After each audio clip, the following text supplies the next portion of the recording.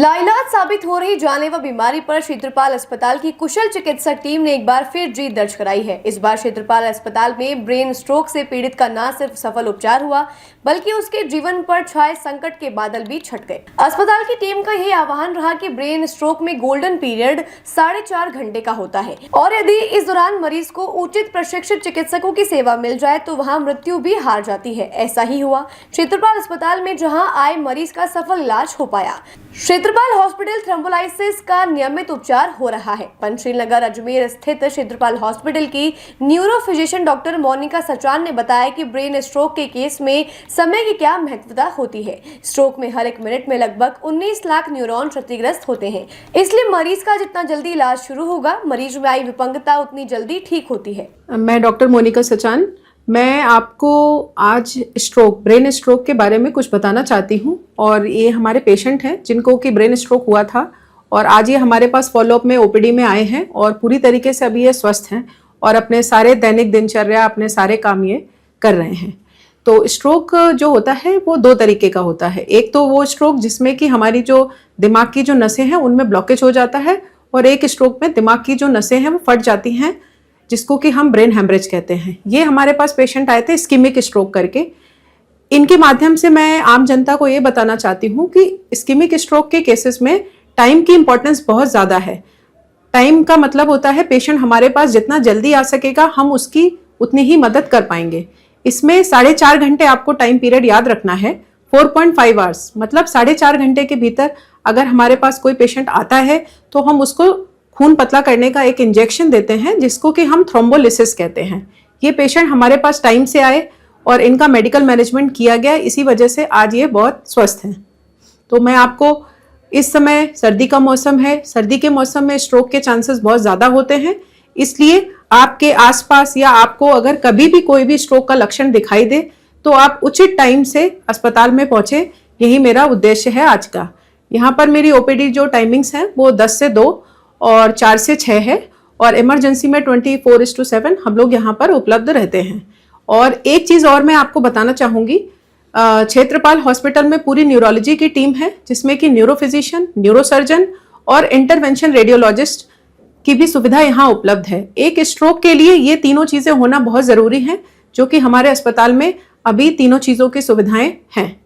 धन्यवाद। उदाहरण के लिए रोगी राजेंद्र प्रजापति के सीधे हाथ और पैर में पैरालिसिस आया था और उनकी आवाज चली गई थी। इसी तरह ओफिलिया फर्नांडिस को भी सीधे हाथ में पैरालिसिस आया एवं उनकी भी आवाज चली गई, लेकिन दोनों मरीज विंडो पीरियड में हॉस्पिटल के आपातकालीन इकाई में भर्ती कराए गए। दोनों मरीजों का 4.5 घंटे के भीतर खून पतला करने का इंजेक्शन लगाया गया। मरीज को आईसीयू में 24 घंटे न्यूरो साइंस की टीम के निगरानी में रखा गया। नतीजा, मरीज के हाथ पैर में मूवमेंट शुरू हो गया और उनकी आवाज भी लौट आई। दोनों मरीज बिल्कुल स्वस्थ हैं। मेरा नाम Rajendra Prajapati, advocate revenue board Ajmer से हूँ। मैं पैरालाइज का अटैक आया था मुझे भी, तो मैं काफ़ी ऐसा हो गया था। फिर घर वाले लेके आए और 5 दिन के अंदर मैडम ने पूरा मेरा ट्रीटमेंट करके, मोनिका जी ने मेरा ट्रीटमेंट करके बिल्कुल मेरे को बिल्कुल बेडरूम मतलब बाहर आ गया मैं।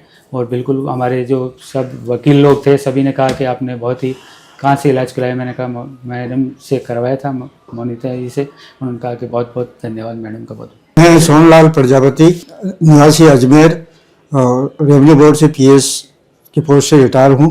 मेरे पुत्र राजेंद्र प्रजापति जो पेशे से एडवोकेट है, उन्हें 17 सितंबर को पैरालिसिस अटैक हुआ था सुबह 6 बजे करीब, और हम तुरंत इन्हें लेकर क्षेत्रपाल हॉस्पिटल पहुँचे। इमरजेंसी वार्ड में भर्ती होने के बाद में इमरजेंसी वार्ड के स्टाफ ने डॉक्टर मोनिका सचान को फ़ोन पर अवगत कराया। उन्होंने तुरंत आकर मरीज की हालत देखी। मरीज की हालत देखने के बाद में उन्होंने हमें विस्तृत रूप से उपचार के बारे में समझाया। इसके बाद में हमने जो दवाइयाँ उन्होंने लिखी थी हमने उनको लाकर दी। उन्होंने MRI की जांच इत्यादि करके इलाज चालू किया तथा आईसीयू वार्ड में भर्ती रखा। आईसीयू वार्ड के अंदर 2 दिन के बाद में जनरल वार्ड में शिफ्ट किया। जनरल वार्ड में शिफ्ट किया तो दूसरे दिन ही मेरे पुत्र ने बोलना, चालना, खाना खाना, चलना फिरना और अच्छी तरह से शुरू कर दिया था। इसके बाद में कुल 5 दिन डॉक्टर साहब ने इन्हें जनरल वार्ड में रखा और 5वें दिन 21 सितंबर को शाम को 8 बजे छुट्टी दे दी और दवाइयाँ दे दी। इसके बाद में हम घर चले गए। ये चमत्कार है एक तरह का, या उनकी एक अच्छी उत्कृष्ट जो है इलाज का उदाहरण है। डॉक्टर की एक मुस्कान ही मरीज को दवा का काम कर जाती है, और इस तरह से जो इन्होंने उपचार किया, तो ऐसे डॉक्टर्स को 1 जुलाई को जो डॉक्टर्स डे होता है उस पर इनको सम्मानित किया जाना चाहिए, मेरा ये मानना है। इसके अलावा मैं ये कहना चाहूंगा समस्त नगरवासियों अजमेर वासियों से कि यहाँ कोई भी बीमारी हो तो सेहतपाल हॉस्पिटल में पधारें। यहाँ बहुत ही उत्तम और अच्छे जो है डॉक्टर है और अच्छी मशीन है जो आपका इलाज बहुत अच्छी तरह से होगा। और अंत में मेरा यही निवेदन है कि यहाँ के सभी डॉक्टर और स्टाफ सभी इसी तरह उन्नति करते रहें। What happened?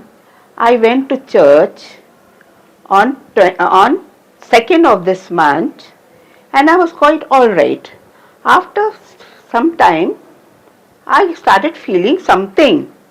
Then I told my daughter, "Come on, let's go home."